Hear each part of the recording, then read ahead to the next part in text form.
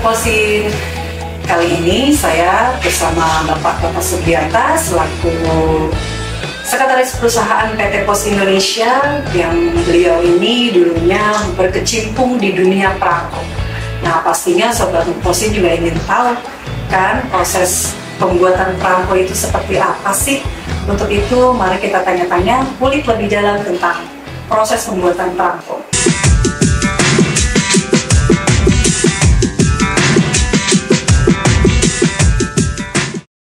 Gimana Pak Tata kabarnya? Alhamdulillah, gimana? Sehat ya Pak ya? Nah gini Pak, selama ini kan kita hanya bisa menampilkan koleksi perangko saja di media sosial Museum Pos Indonesia. Nah untuk itu biar Sobat Muposin juga tahu proses pembuatan perangko seperti apa, jadi kita pengen bertanya-tanya sedikit nih Pak. Gimana sih Pak, bisa diceritakan proses pembuatan perangko itu seperti apa? Oke ya, jadi sebelum kita ke proses pembuatan perangko, perlu diketahui dulu bahwa penerbitan perangko itu, siapa sih sebetulnya yang menerbitkan perangko? Karena orang selalu taunya yang menerbitkan perangko itu pos gitu, padahal bukan. Jadi yang menerbitkan perangko itu adalah pemerintah. Nah, pemerintah, Sekyu, Kementerian Kominfo. Nah, Kementerian Kominfo itu merencanakan penerbitan perangko setahun sebelumnya. Nah, dalam setahun sebelumnya itu pemerintah dibantu oleh yang namanya kelompok kerja pertimbangan perangko atau yang disebut dengan Pokja Perangko.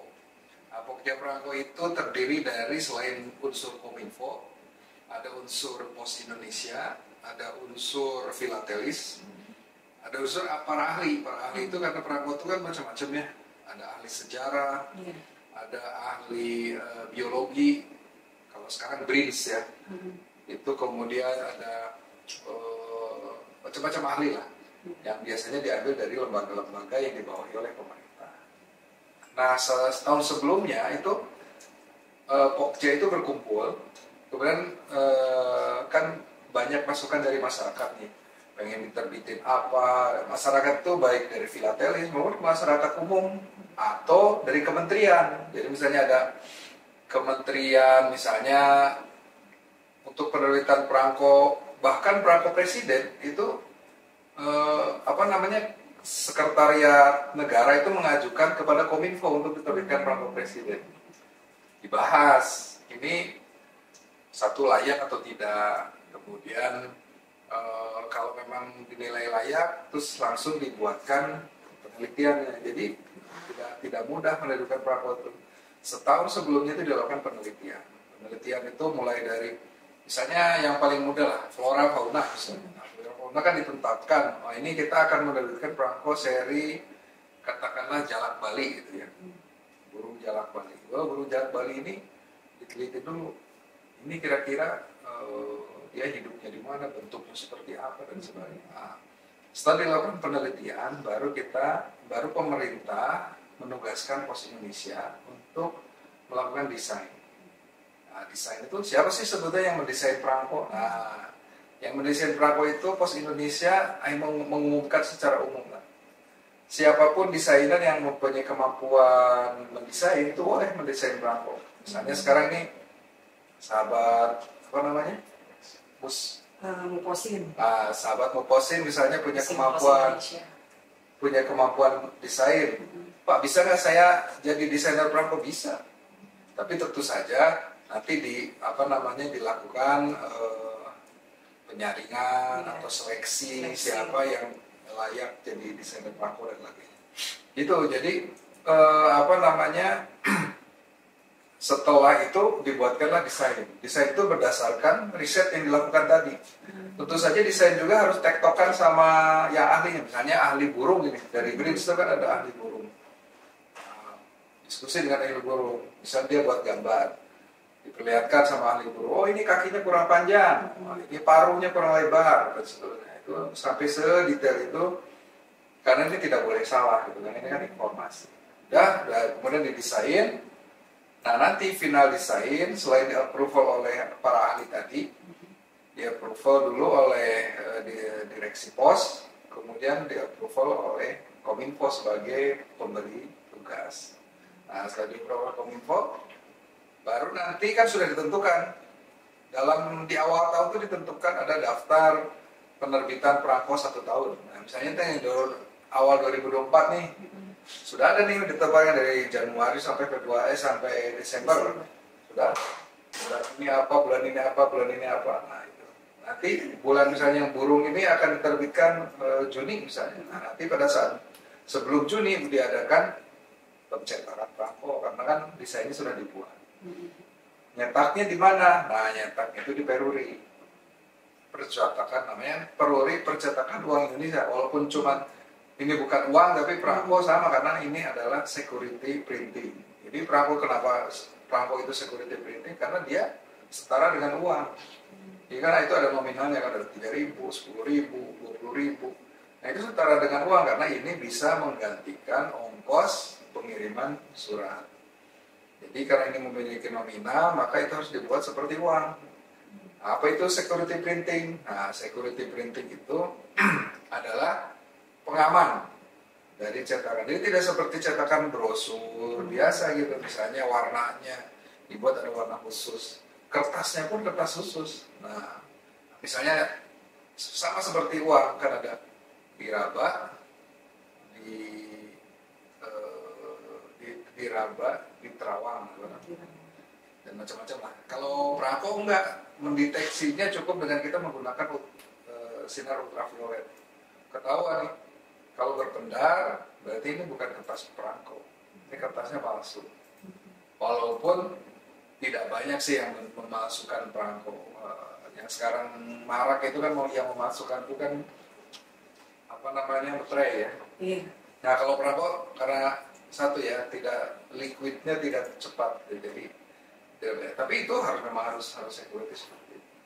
Nah gitu, jadi kurang lebih prosesnya dari situ order cetak ke Peruri dibuatkan cetak coba dulu, dibuatkan cetak coba, di-ACC-kan lagi ke pos sebagai yang memberi tugas, di-ACC-kan juga ke pemerintah karena bisa jadi berubah warnanya, misalnya dari desainnya warna seperti ini, tapi dalam proses cetak bisa jadi berubah warnanya.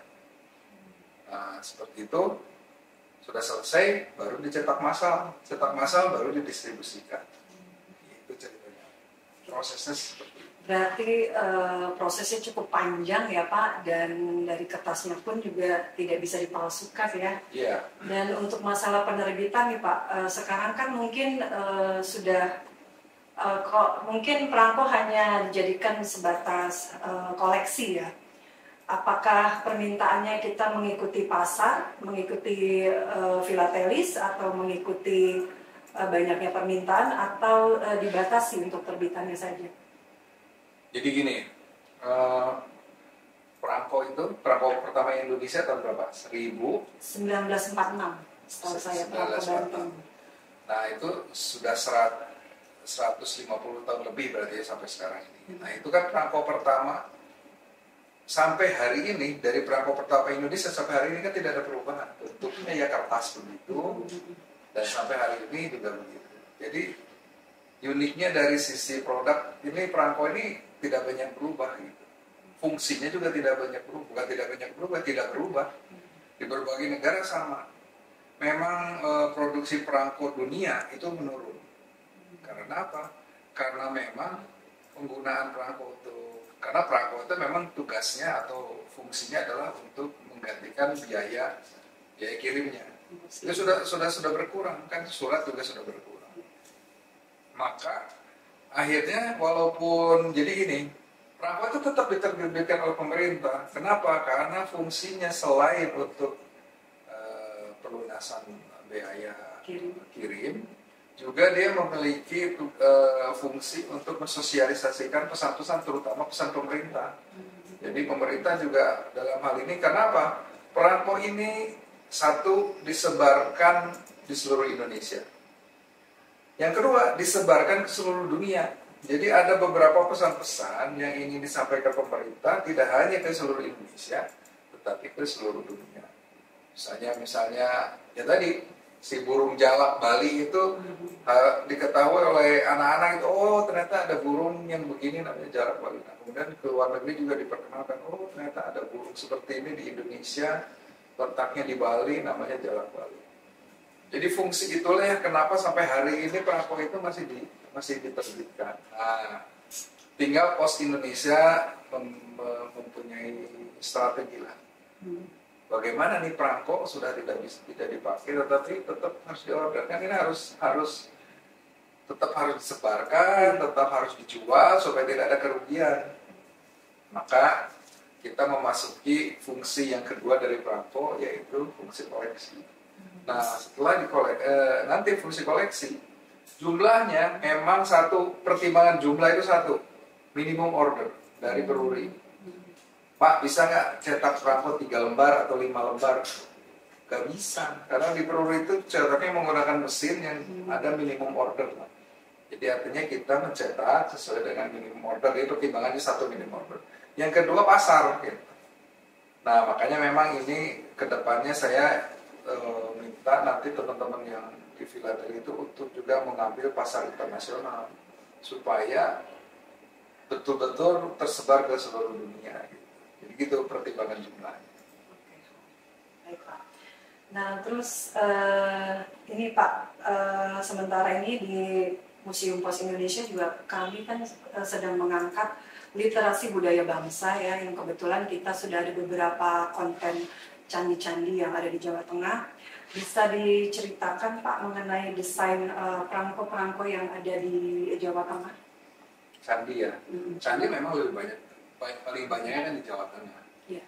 Terutama Borobudur. Borobudur ini nggak bisa dihitung juga, mungkin lebih dari 10 kali diterbitkan sebagai perangko. Karena Borobudur itu pertama sekitar tahun 61 kalau nggak salah, itu ada penerbitan perangko Borobudur. Dan Borobudur itu sudah terkenal seluruh dunia, jadi itu menjadi sebuah semacam masterpiece lah. Jadi beberapa kali. Jadi Candi Borobudur itu candinya diterbitkan, tentang reliefnya diterbitkan, tentang renovasinya aja diterbitkan. Jadi dulu ada sekitar tahun 83 atau 73 gitu, ada judul seri renovasi Candi Borobudur. Kemudian ada cerita di balik kan di Candi Borobudur itu ada relief ya. Nah, cerita di balik relief itu juga ada serinya. Nggak habis-habis lah kalau Borobudur itu. Nah, selain Borobudur pastinya Prambanan. Prambanan tidak sebanyak Borobudur lah. Mungkin 2-3 kali ada gitu Prambanan. Kemudian Ratu Boko. Ratu Boko bahkan baru sekali. Karena Ratu Boko itu relatively itu candi yang baru. Candi yang baru itu bukan baru dibangun ya, tapi baru ditemukan lah gitu. Nah, itu kita terbitkan Candi Boko. Ratu Boko itu juga dalam satu seri khusus. Jadi itu yang 3 candi itu yang paling banyak diterbitkan di perangko. Jadi ya seperti tadi saya ceritakan, itu harus survei ke Borobudurnya, betul-betul bertanya sama ahlinya, cerita di balik pembangunan candinya itu seperti apa, tahun berapa dibangun. Kenapa harus tahu? Ya harus tahu karena perangko itu tidak hanya diterbitkan dalam bentuk perangko, kan kita ada sisipannya di SHP-nya, ada ceritanya tentang candi itu. Ini apa sih sebetulnya candi itu? Terkait beberapa koleksi Museum Pos nih Pak, kan ada, kalau saya lihat ada 3 nih ya. Ada perangko emasnya Bung Karno, Bung Hatta, dan Ibu Tien Soeharto. Itu kan dalam bentuk perangko emas ya Pak. Bisa dijelaskan Pak maksud dari perangko emas tersebut? Jadi sebetulnya lebih tepatnya bukan perangko emas ya, ini adalah replika perangko emas. Jadi perangkonya ada, tapi ada replika perangko yang terbuat dari emas beneran. Jadi kalau nggak salah berapa gram gitu. Itu emasnya kita produksi di Antam, dihasain khusus 3 dimensi, kemudian jadilah emas.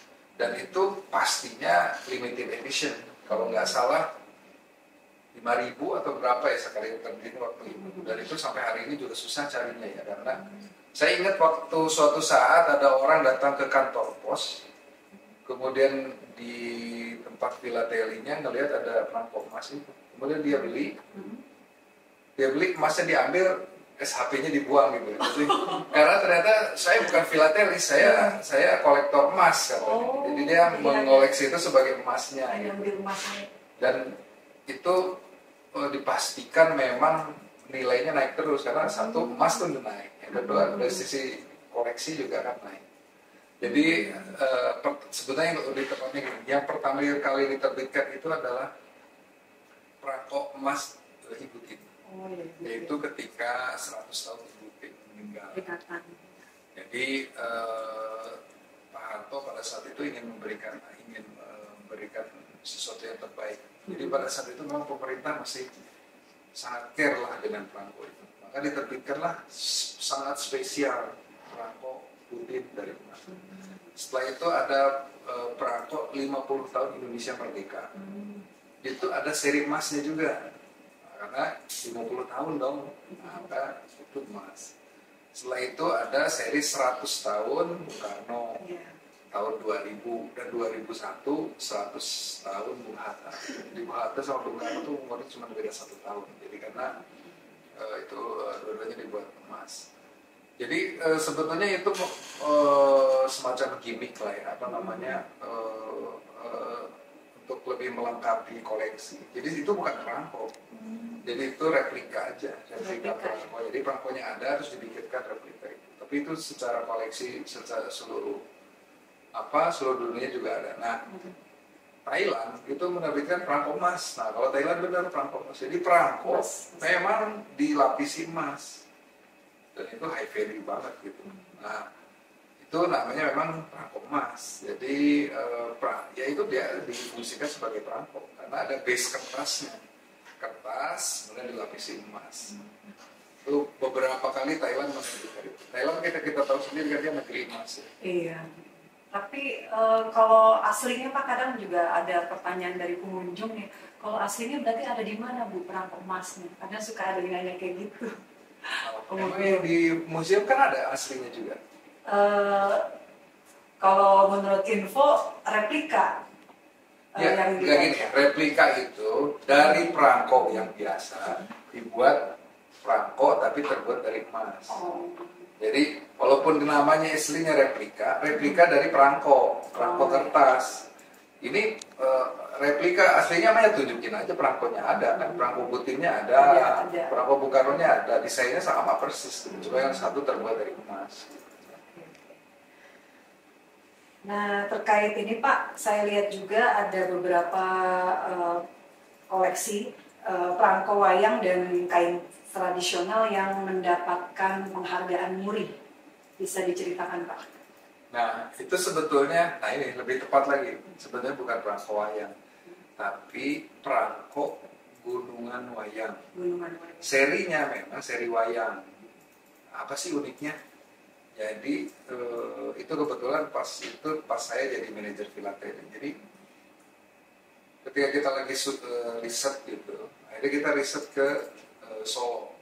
Di sana kita riset tentang Solo dan Jogja, riset tentang wayang kulit lah.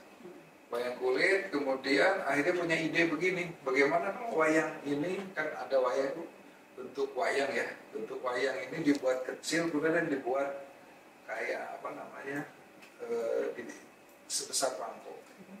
Dan wayang kulit itu tidak ada yang sanggup apa namanya pengrajinnya membuat wayang sekecil itu, sekecil perangkoan, nggak ada yang sanggup. Wah Pak, saya nggak sanggup membuatnya karena itu kan memerlukan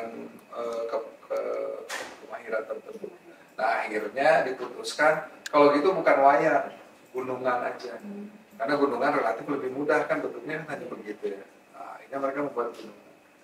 Nah sepakatlah dibuat gunungan. Nah pertanyaannya kemudian bagaimana menempelkan gunungan ini ke kertas? Pakai apa ya? Karena gunungannya kan terbuat dari kulit beneran gitu.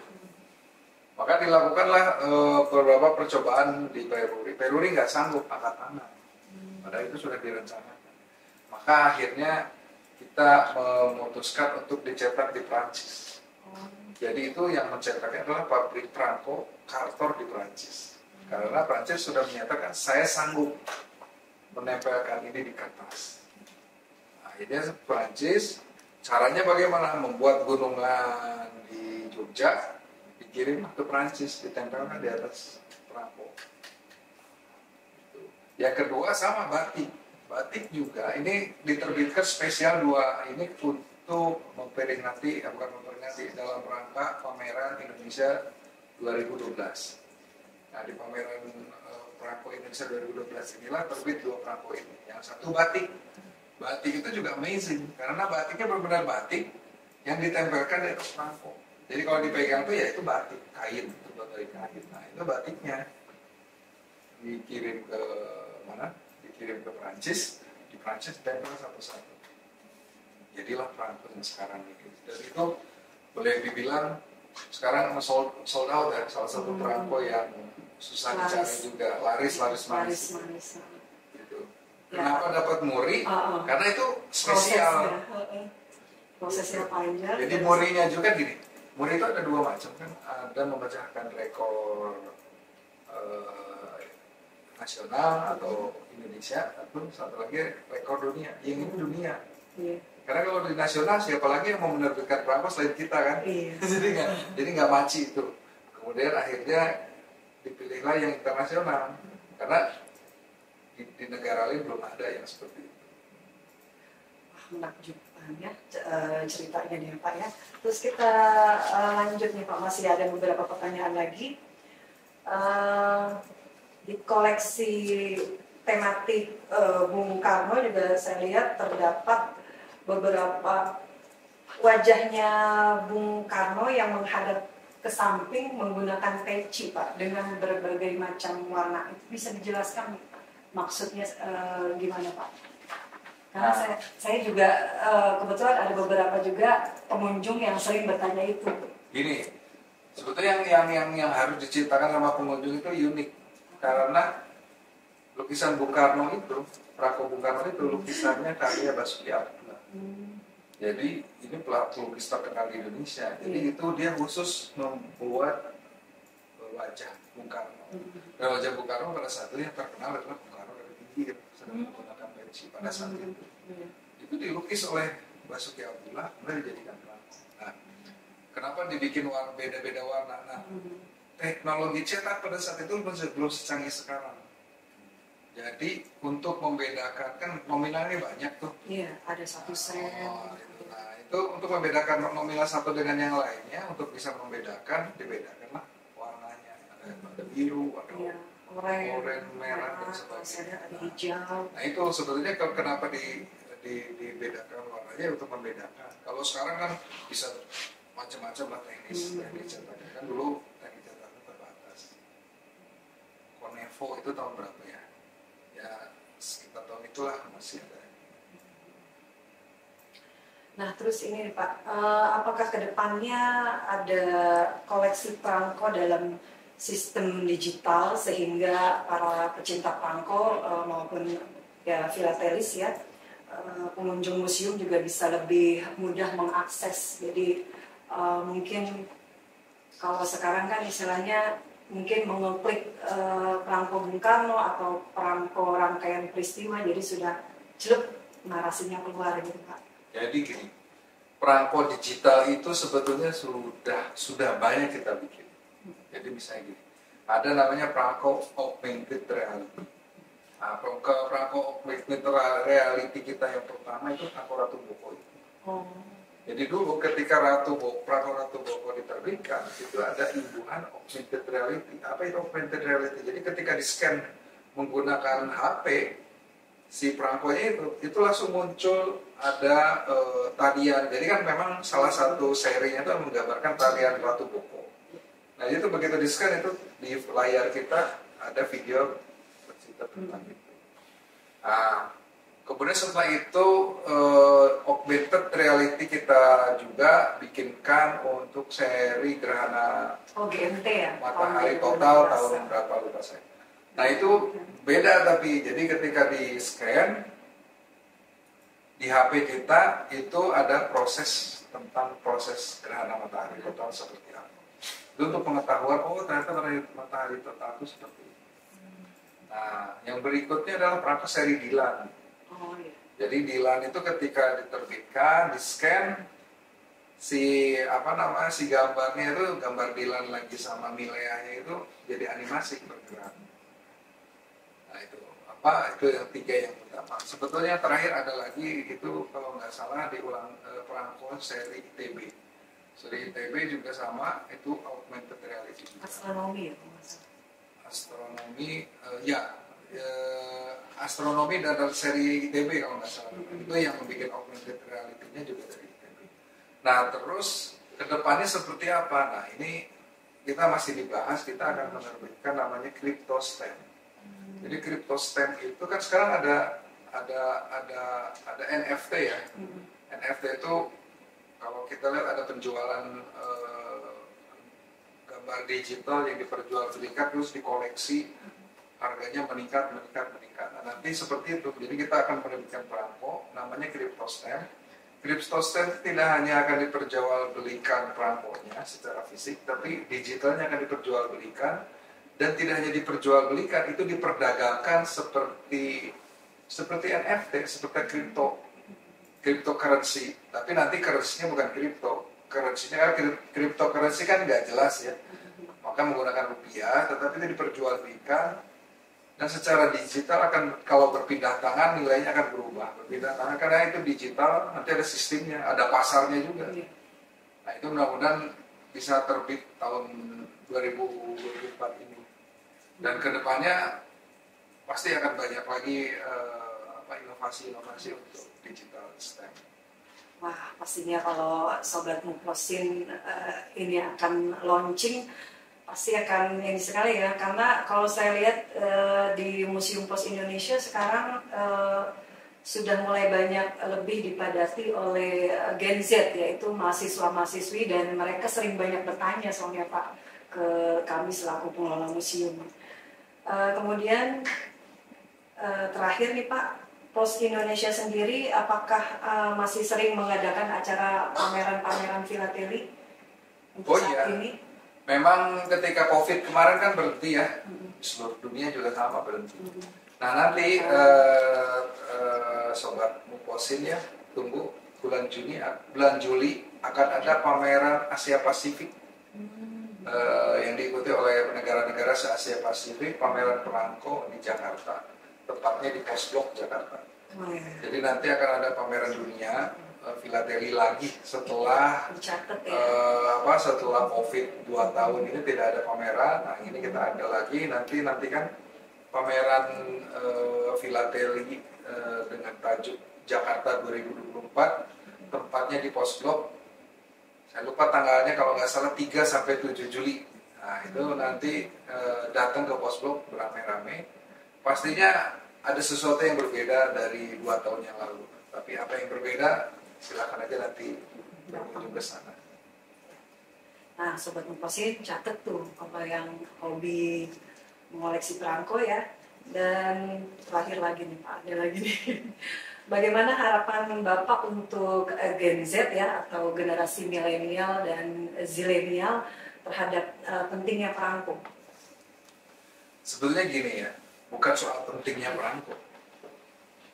Perangko adalah sesuatu yang menurut saya menarik untuk dipelajari.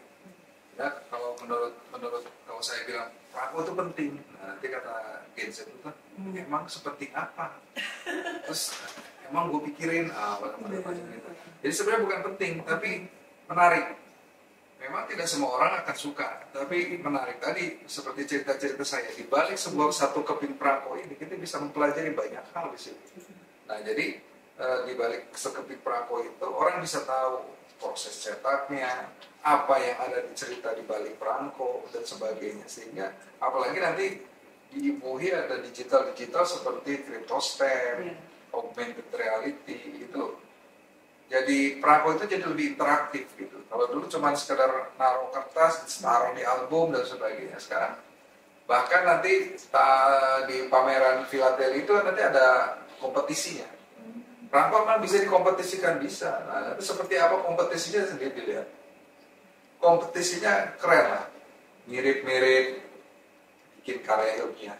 Jadi membahas sebuah perangko, ada karya tulisnya, kemudian ada referensinya dan sebagainya.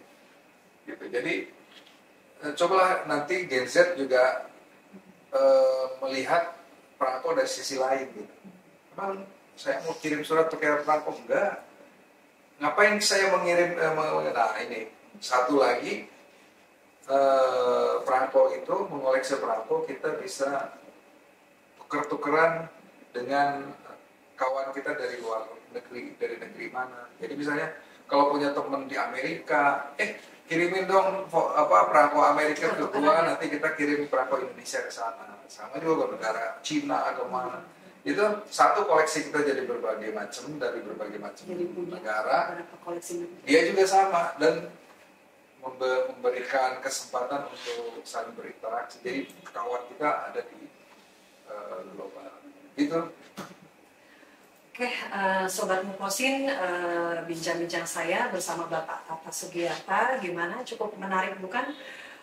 Dari mulai proses pembuatan atau pencetakan perangko, terus sehingga sampai beberapa koleksi yang ada di Museum Pos Indonesia.